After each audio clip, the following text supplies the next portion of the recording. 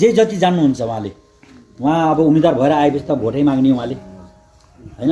आउने समयमा उहाँ मैले हजुरले गरेका प्रतिबद्धता हजुरसँग गरेको प्रतिबद्धता उहाँले पुरा गर्ने नगर्ने उहाँले भन्नुहुन्छ।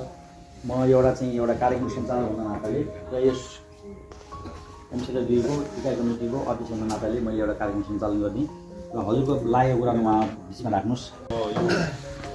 कार्यक्रम राख्नु भएको मुख्यमन्त्री र आमा समाज दिदी बहिनीहरू त्यति अब बोल्न त अब नआए पनि अब मलाई चाहिँ ओम सतिया यता 2 बाट ओम सतियाबाट धेरै मेरो बुवाको बेलामा हजुरहरूले सहयोग गरेर भारी मतले उहाँलाई एक शब्द नबोल्दाखेरि पनि चाहिँ भारी मतले चाहिँ विजय गराइदिनु भयो।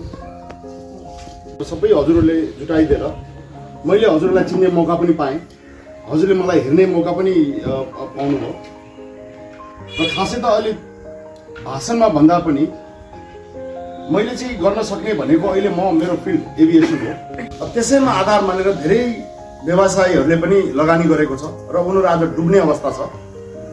यो जसरी पनि सञ्चालनमा आयो भने हामीले चाहिँ त्यसबाट हुने इकोनोमी सबै जोडेको कुराहरूमा त्यसलाई धेरै बल पुग्छ। साथै म राष्ट्रिय प्रजातन्त्र पार्टी युवा मोर्चाको जिल्ला सभापति पनि हो। सर्वप्रथम मैले के भन्न चाहे भन्दाखेरि जारी भएको कारणले त्यो प्रोजेक्ट चाहिँ हामीले ल्याउन असफल भयौँ र त्यसमा हामीले योजना परिवर्तन गर्नको लागि पनि फेरि सिफारिस गऱ्यौँ। त्यसमा उहाँ मुख्यमन्त्री माननीय दीपक बोहराज्यू बिरामी असक्ष बिरामी परेको कारणले त्यो सिफारिस के हुन पुग्यो त्यो हामीलाई जानकारी हुन पाएन हैन।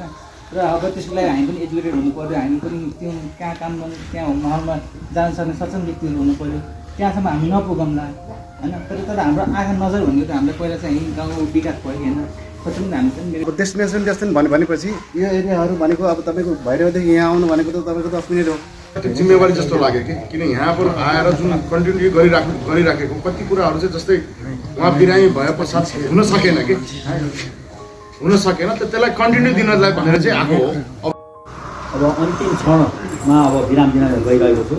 उहाँले नै मलाई भनेको भने कार्यक्रम राख्नुहोस् भनेको हो, तर हामीले पनि बोलाएको उहाँले पनि राख्नुहोस् भनेर मलाई जोड लगाएको।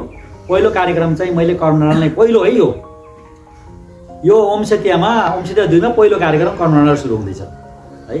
यो कार्यक्रममा उहाँ आइदिनु भएमा उहाँलाई धन्यवाद र यस कार्यक्रममा सहभागी भएर आफ्नो लागेका कुराहरू र यति साथ सपोर्ट गरिदिनु भयो भने सम्पूर्ण उपस्थितलाई धन्यवाद दिँदै